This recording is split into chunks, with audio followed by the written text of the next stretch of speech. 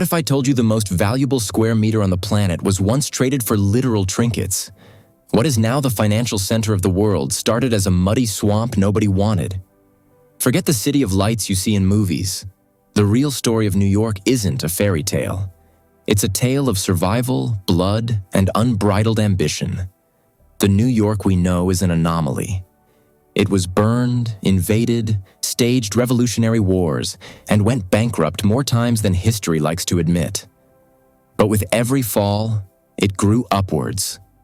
Literally. We're not just talking about tall buildings. We're talking about how a small rocky island managed to dictate the rules of the global economy, culture, and modern architecture. Forged in chaos, that chaos keeps it alive today.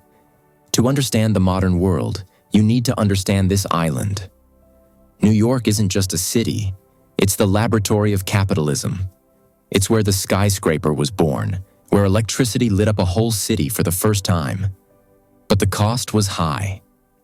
The Big Apple was built on brutal class conflicts, waves of desperate immigration, and engineering that defied nature itself. From New Amsterdam to Gotham, the evolution of this metropolis shaped millions of lives, defining who holds power and who is forgotten in the shadows of the steel giants. Today, we dissect this concrete beast. We're going back in time to see how the Dutch, the British, and industrial moguls built this empire brick by brick. Get ready to see the birth of the mafia, the Brooklyn Bridge construction, and the dark days that almost ended it all. This is the unauthorized biography of the city that never sleeps. And it all starts in 1624. Many cities are born from religious or political ideals. New York was born from a spreadsheet. In 1624, the Dutch West India Company didn't want to found a home. They wanted a trading post. Beaver pelts. That was it. Soft gold. Legend says Peter Minuit bought Manhattan from the Lenape for $24 in trinkets. But reality is more cynical. It was a culture clash where no one really understood who owned what. The city grew messy, dirty, and loud. To protect against attacks, the Dutch built a wooden wall at the northern edge. That wall fell centuries ago, but the path remains. You know the name. Wall Street. The DNA of money was there from day one. When the British took over in 1664, they didn't fire a shot. Just a change of management. But the real test was the revolution. New York City wasn't the cradle of liberty. It was the headquarters of British occupation.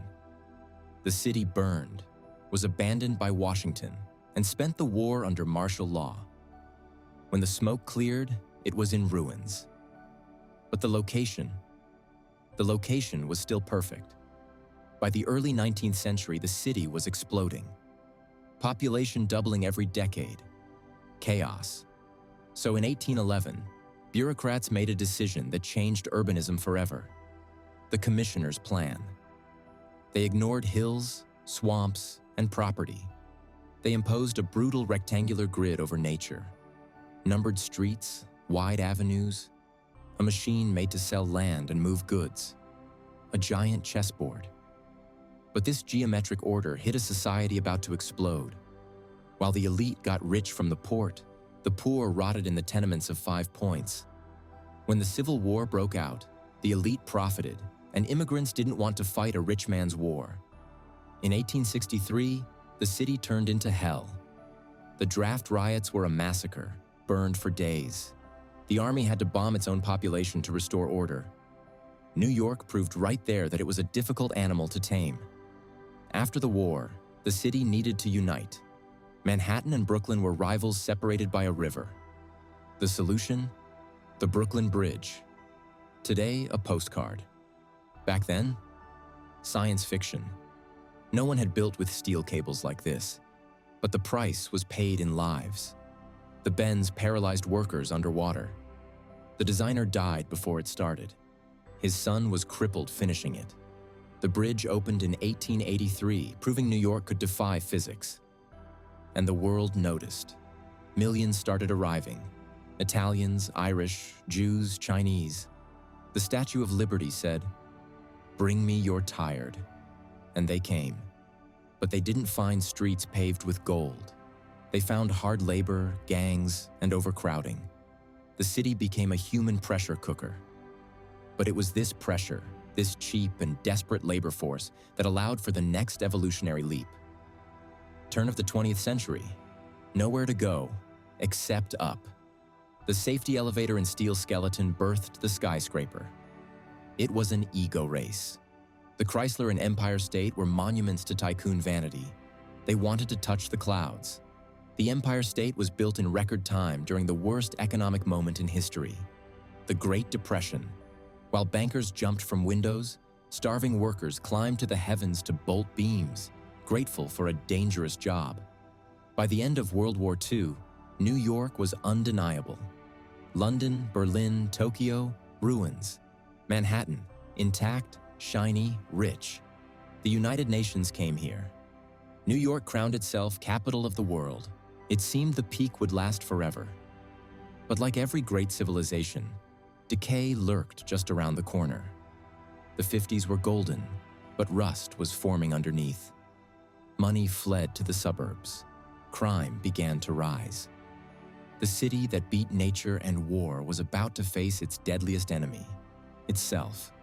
The nightmare of the 70s was coming. If the 50s were the party, the 70s were the brutal hangover. Industry left, the middle class fled, and the tax base evaporated. New York was bankrupt, literally. In 1975, the city was minutes away from banking insolvency. Services stopped. Garbage piled up in mountains on street corners. Arson in the Bronx was so common the neighborhood looked like a bombed war zone. The peak of chaos came in the summer of 1977. A blackout left the city in the dark, and in minutes, civility disappeared. Looting, chaos, anarchy. The world looked on and said the urban experiment had failed.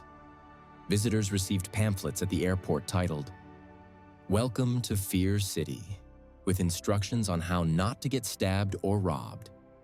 New York was no longer the capital of the world. It was the setting of a real-life horror movie. But New York is a stubborn phoenix.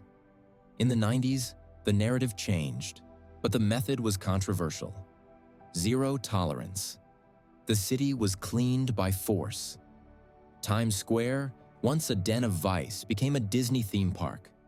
Crime plummeted, money returned, and the city became safe again. But safety costs money. Gentrification swept entire neighborhoods.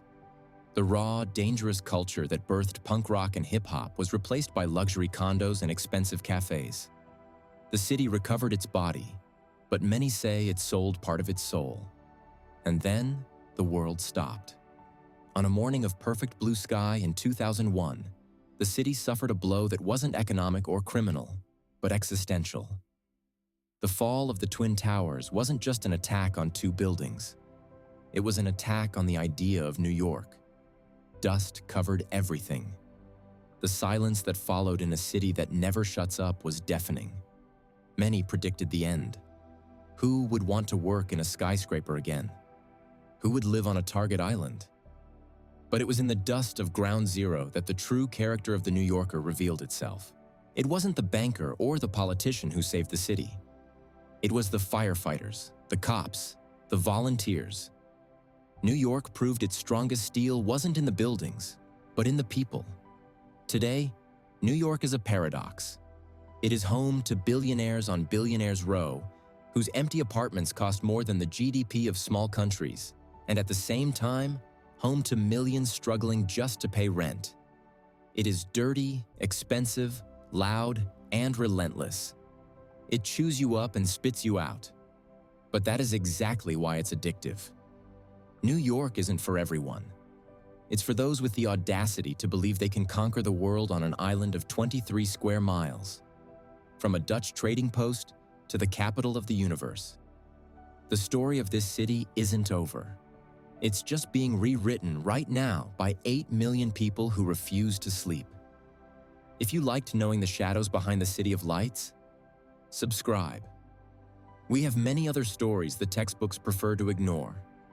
I'll see you in the next video.